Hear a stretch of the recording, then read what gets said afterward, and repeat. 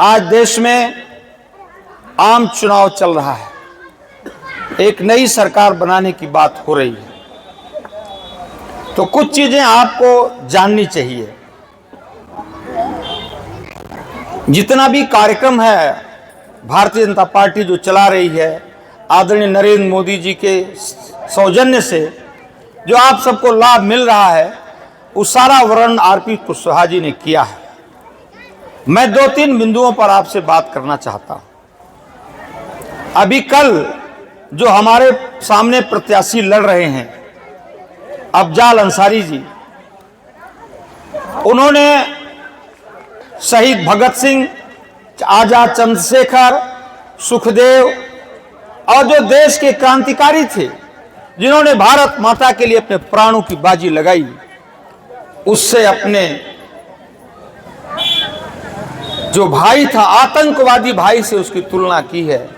इससे बड़ी शर्म की बात कुछ हो सकती है क्या? आप 4 बार विधायक रहे हैं, 2 बार सांसद रहे हैं, कम से कम इतना तो ध्यान रखिए कि आजाद चंद्रशेखर, भगत सिंह, सुखदेव, राजगुरु, ये सब हमारे आदर्श हैं। क्या आपका आतंकवादी भाई भी हमारा आदर्श हो जाए, जिसे ना जाने कितने माताओं के सिंदूर लूटे हैं? जरा आप तुलना करने में अपनी जबान को संभालिए, ये आपसे निवेदन है। मित्रों,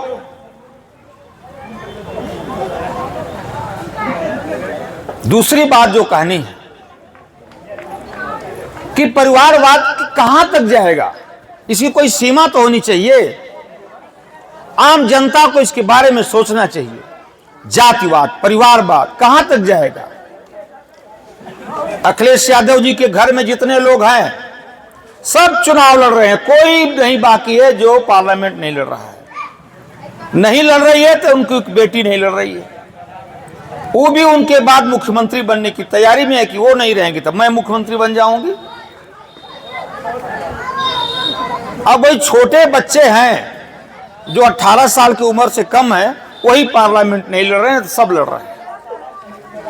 इस बात को आप कैसे रोकेंगे? इस बात को आप कैसे रोक पाएंगे?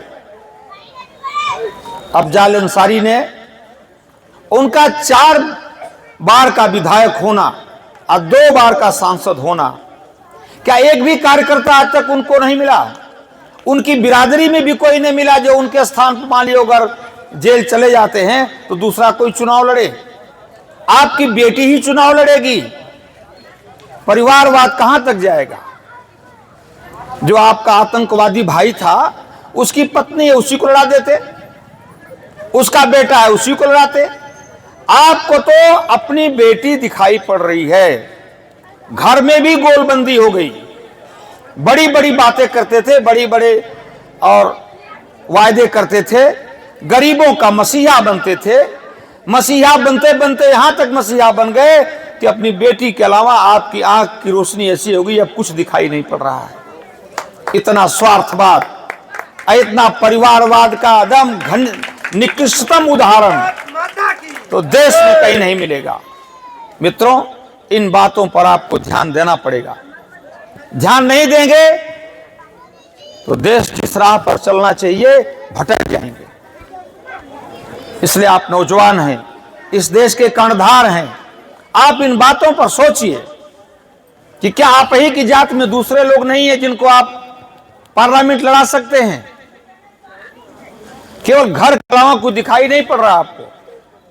इसलिए बहुत कुछ ना कहकर इन बातों पर आपका ध्यान मैंने इसलिए आकृष्ट किया हूं मैं कि आपको इस बारे में सोचना पड़ेगा कि इससे निजात कब मिलेगी। दूसरा, जो अंतिम बात मैं आपसे कहना चाहता हूं, जो मुख्य बात है, जब आदरणीय मनोज सिन्हा जी को आपने सांसद चुना तो आदरणीय नरेंद्र मोदी जी ने उन्हें अपने मंत्रिमंडल में राज्य मंत्री का दर्जा दिया, रेल मंत्री बनाया। आज पूरे संसार में मोदी मोदी मोदी जी का डंका बज रहा है। सारे संसार के नेताओं में आगे आगे वो चल रहे हैं, पीछे पीछे सारा संसार चल रहा है। तब उन्हीं के आदर्शों पर चलकर आदरणीय मनोज सिन्हा जी ने रेल राज्य मंत्री बनते ही गाजीपुर से देश के कोने कोने के जितने शहर हैं वहां के लिए ट्रेनें शुरू कर दी। हर शहर से ट्रेनें गाजीपुर को आने लगी। यह है विकास का नमूना।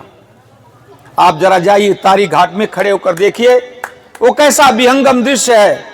रेल का जो पुल बन रहा है, नीचे रेल जाएगी, ऊपर से आपकी मोटर जाएगी और रेल उस पार से दिलदार नगर से इस पार आ रही है, इस पार से मऊ जाएगी, मऊ से औड़िहार जाएगी। रेल का इतना बड़ा त्रिकोण ये बनने जा रहा है कि सारे देश में एक नमूना बनेगा। लेकिन 19 में अचानक एक ऐसा प्रत्याशी कैसे जीत गए? उसी जातिवादी जकड़न के कारण विकास का कार्य ठप हो गया। हम सब आप ठगे ठगे से अपनों को महसूस किए। जिस प्रत्याशी का हमने मुंह नहीं देखा, क्या आपके पार्लियामेंट के प्रत्याशी अफजाल अंसारी इस गांव में आए हैं कभी? जब से आपने जिता के भेजा उनको इधर देखो, जब से आपने जिता कर भेजा तब से कभी आए वो नहीं आए। तो ऐसा प्रत्याशी जरा कि क्या करेंगे आप, उसका परिणाम क्या होगा? मित्रों, इस बात को गंभीरता पूर्वक समझिए और जानिए। बस आपसे इतना निवेदन करता हूं, यदि पार्लियामेंट जाने का अवसर मिला तो 14 में चला विकास का रथ जो 19 में रुक गया था, उसको दूनी गति से आगे बढ़ाने का प्रयत्न करूंगा। और राजनीतिक जीवन में अगर 10 नए पैसे का भी दाग लग जाएगा तो दोबारा आपके सामने मुंह दिखाने नहीं आऊंगा।